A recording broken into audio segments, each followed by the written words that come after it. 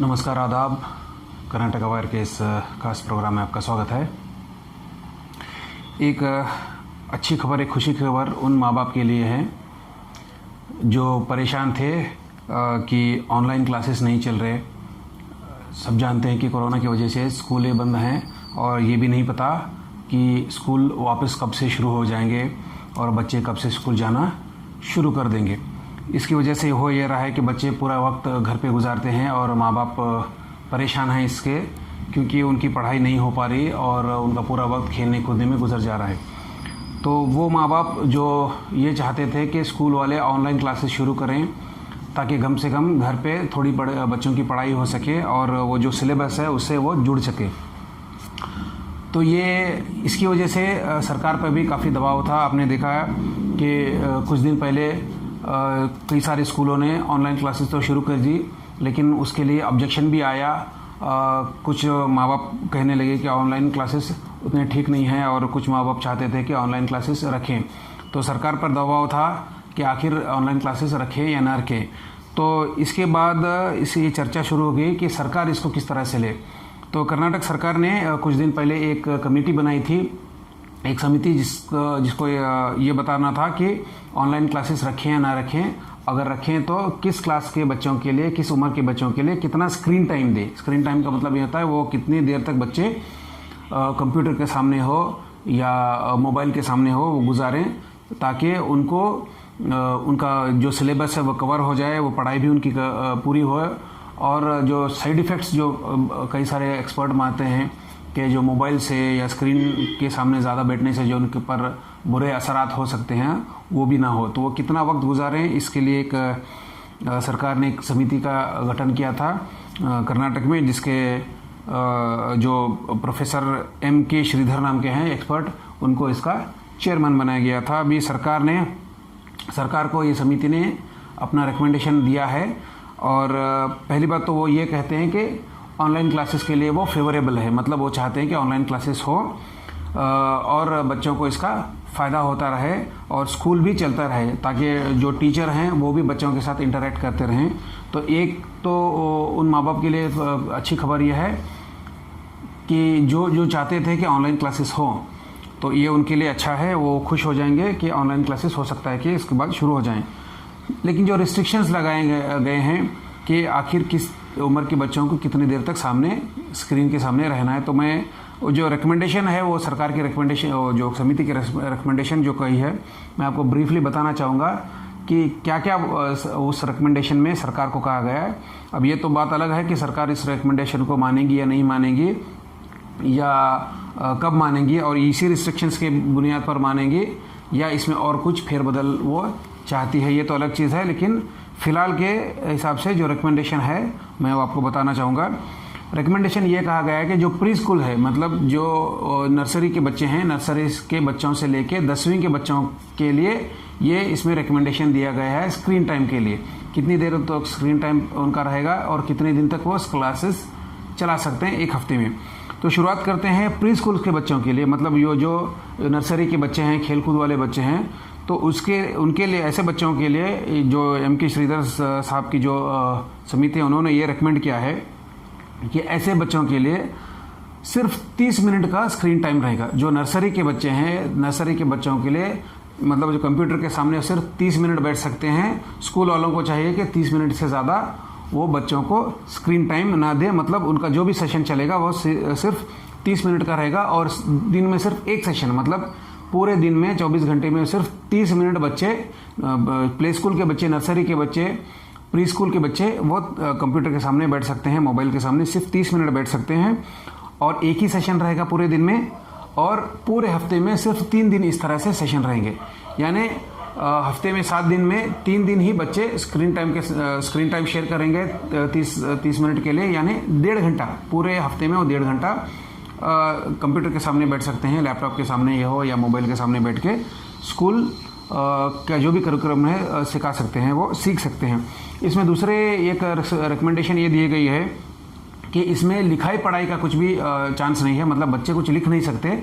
30 minute में बच्चों को सिर्फ इंटरैक्टिव सेशन रहेगा, जैसे कि वो कहानियाँ सुन सकते हैं, राइम्स सुन सकते हैं, तो इस तरह से जो ओरल कम्युनिकेशन है, बातों में रहेगा, वही चलेगा। जो राइटिंग में आएगा वो होमवर्क जैसा या जो भी होता है वो नहीं दे सकते ये।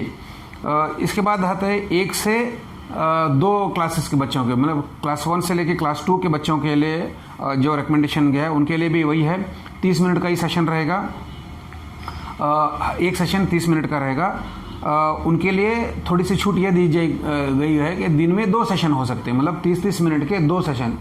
जहां नर्सरियों के लिए सिर्फ नर्सरी के बच्चों के लिए 1 सेशन है, वहाँ क्लास 1 और क्लास 2 के बच्चों के लिए दिन में 2 सेशन, मतलब अलग अलग वक्त पे वो आधा घंटा एक दिन में बैठ सकते हैं, लेकिन सिर्फ वो भी 3 दिन की।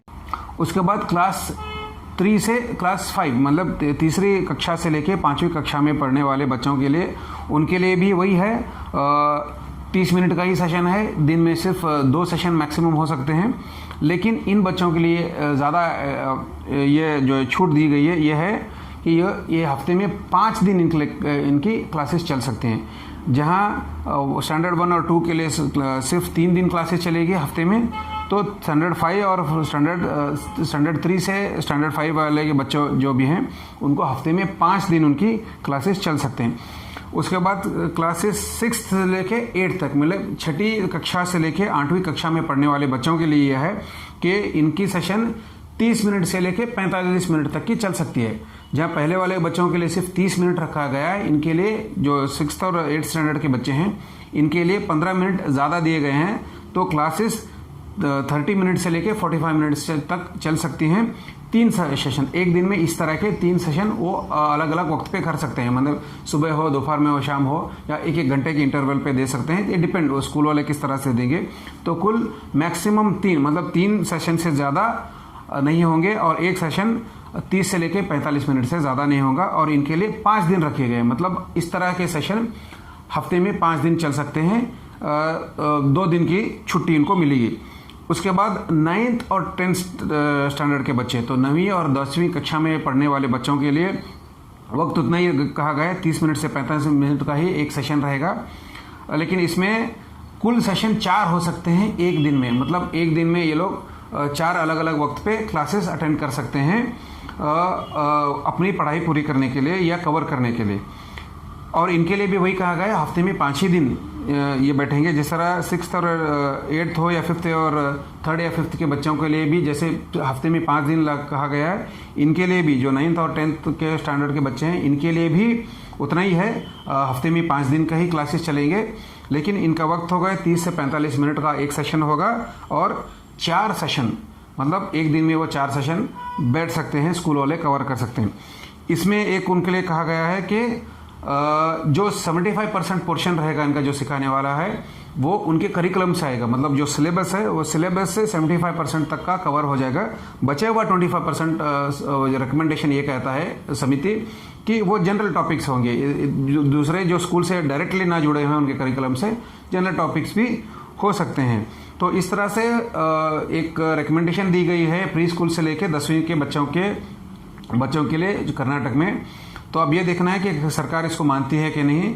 अगर मानती है तो हो सकता है कि ये इसको अलग अलग राज्य भी इम्प्लीमेंट कर रहे हैं, क्योंकि अलग राज्यों में भी यही डिमांड है। क्योंकि आप देख सकते हैं कोरोना की तरफ से लॉकडाउन चल रहा है, कहीं भी हिंदुस्तान भर में कहीं स्कूल नहीं चल रहे, और माँ बाप भी परेशान हैं कि अगर स्कूल नहीं चलेगी तो बच्चों का करियर क्या होगा, वो उनकी पढ़ाई लिखाई में आगे वो कैसे बढ़ सकते हैं। तो ये माँ बाप परेशान हैं। तो एक जो ऑनलाइन जो टेक्नोलॉजी है उसका एक फ़ायदा उठाने के लिए सरकार सोच रही है। माँ बाप भी खुद चाहते हैं कि बच्चे भी इसके साथ जुड़े रहें। तो अगर ये सरकार इस रिकमेंडेशन को मानती है तो हो सकता है कि आने वाले कुछ दिनों में इसको इम्प्लीमेंट किया जाए और फुल फ्लेज ये जारी हो सकता है। ये होने के बाद हो सकता है कि दूसरे राज्यों में भी इसको इम्प्लीमेंट किया जाए इसी तर्ज पर, या इसमें और कोई थोड़ी सी बदलाव लाएंगे। तो इसमें माँ बाप भी खुश होंगे, बच्चे भी एक तरह से इसमें इंटरेक्शन रहेगा, और कम से कम वो जो अपने सिलेबस हैं वो सिलेबस से जुड़े रहेंगे। और जब उनकी क्लासेस, एक्चुअल क्लासेस जब शुरू हो जाएंगी तो ये जो एक गैप है, इनको अचानक ऐसा नहीं लगेगा कि हम कुछ नया सीख रहे हैं और उनको कुछ सीखने में बहुत ज़्यादा दिक्कत आ रही है, ऐसा नहीं रहेगा। कम से कम इनके दिमाग में ये बेसिक चीज़ें रहेंगी, तो आगे जो एक्चुअल क्लासेस शुरू हो जाएंगी तो इसमें उन बच्चों को आसानी हो सकती है। तो देखेंगे किस तरह से अभी आसानी होगी और सरकार इसको किस तरह से लेती है। धन्यवाद।